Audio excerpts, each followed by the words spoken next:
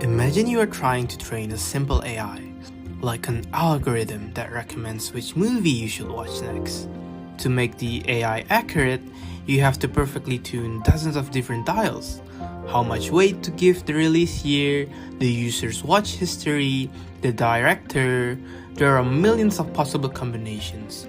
You can't just guess, and testing every single one manually will take lifetimes.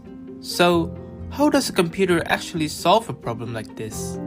It translated into a landscape. In a simple scenario, with just one dial, you can graph all your choices on a curve. The height of the curve represents the error or cost of the choice. The goal of any optimization algorithm is simple: find the absolute lowest point. But real-world problems have dozens if not hundreds of dials. They don't look like just a simple bowl.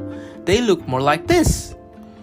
In this high-dimensional terrain, algorithms can easily get stuck in what's called a local minimum, a deceptive trap that looks like the right answer, while the true best solution, the global minimum, is hidden miles away. To navigate this, we need an algorithm that is incredibly smart, one that knows how to balance aggressively diving into valleys with stepping back to explore the horizon. And to build it, researchers look to an apex predator.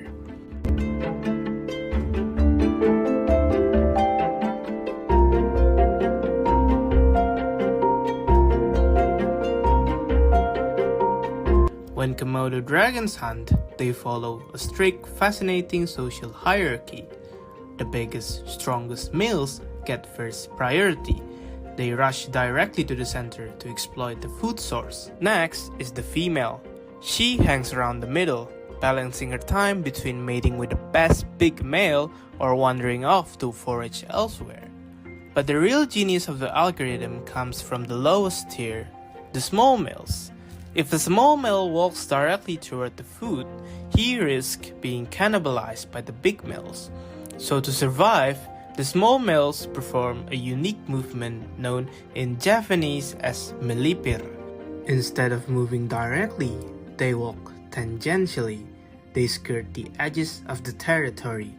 While the big males are busy exploiting the obvious food source, these small males are forced to sweep the outer edges, and occasionally, their Mlipir movements leads them to stumble upon a much bigger hidden valley that the big males completely missed.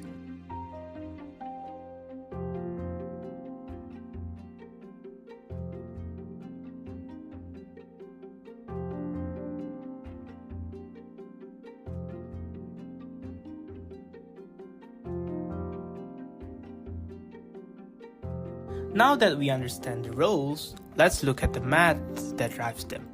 We start with the big males, the elite tier of the population.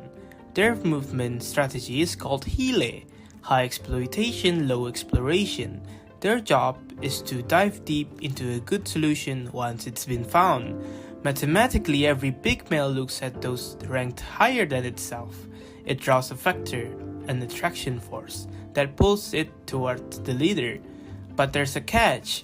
If every dot just blindly followed the leader, the entire swarm would collapse into a single point almost instantly, likely missing the best solution. To prevent this, Professor Suyanto introduced a coin flip. For the highest quality big male, there is a 50% chance it will be attracted to the group, and a 50% chance it will be distracted, stepping randomly away from the crowd. This bit of distraction is the low exploration part of Hile. It keeps the swarm alive and breathing, ensuring it doesn't stagnate too early. While the big males are hyper-focused on exploitation, an algorithm needs stabilizing force. It needs balance. Enter the female. In KMA, the female is simply the candidate solution ranked exactly below the big males. Her behavior, known as mime, is a strict 50-50 coin flip designed to keep the swarm from getting stuck. Half the time she chooses exploitation. Biologically, this is mating with the alpha male. Mathematically, the algorithm draws a line between her and the best solution. and generates a new offspring somewhere along the path. But the other half of the time she chose exploration. In biology, Komodo dragons are capable of parthenogenesis, reproducing without a male. In the algorithm, this means she completely ignores the big males and casts a wide search radius around herself. She takes a random jump somewhere within the radius, generating an offspring in completely uncharted territory. This single middle-rank Komodo acts as the anchor for the entire swarm, constantly pulling the algorithm back and forth between refining what we know and discovering what we don't.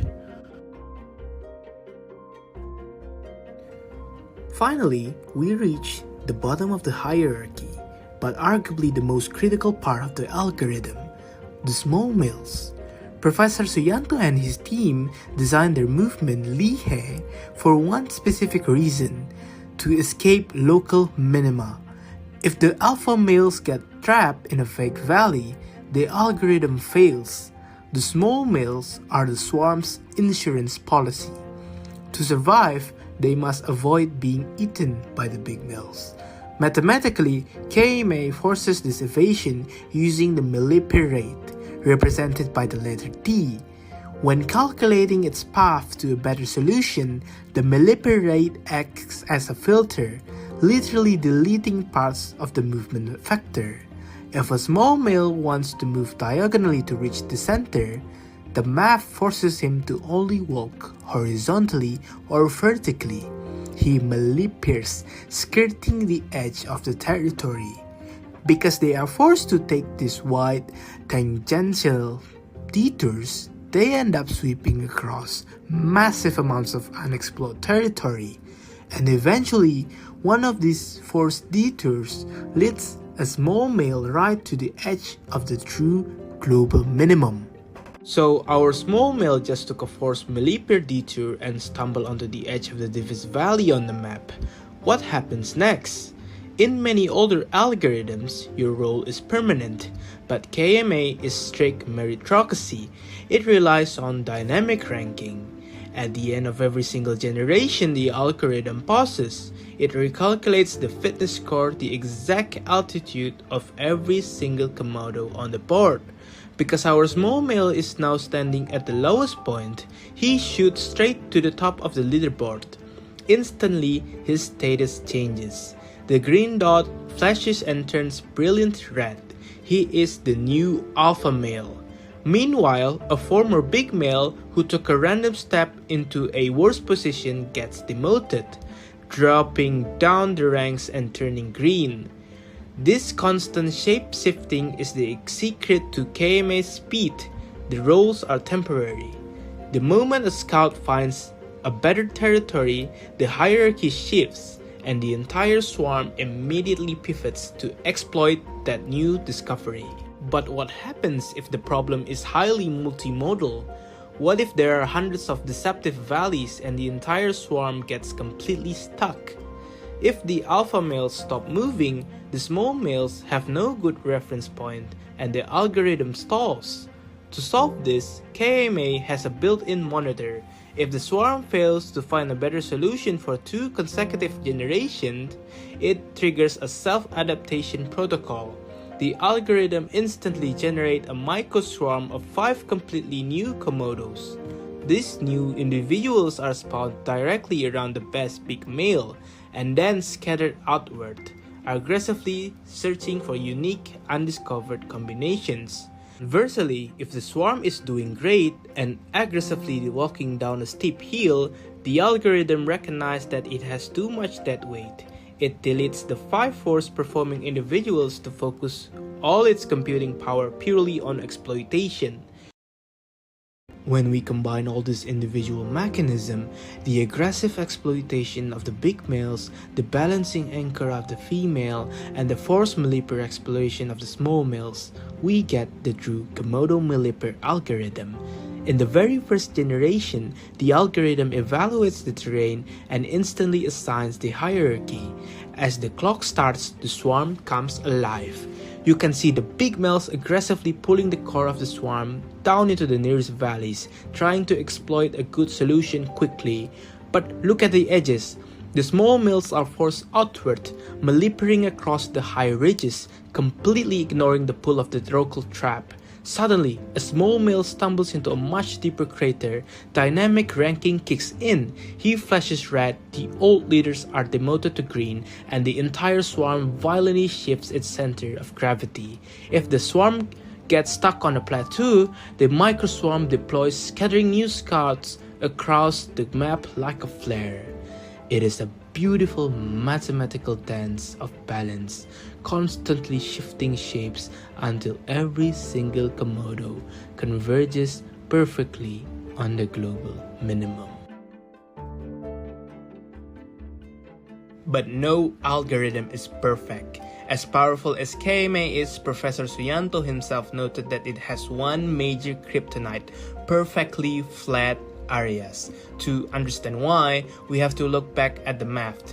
KMA entirely relies on comparing fitness scores, the altitudes of the landscapes, to establish its hierarchy. If the terrain is completely flat, the height is exactly the same everywhere. That means there is no clear alpha male. Without an alpha, there are no attraction factors. The swarm becomes entirely blind, the Mlipir mechanisms has no edge to follow, and the dots just jitter in place confused.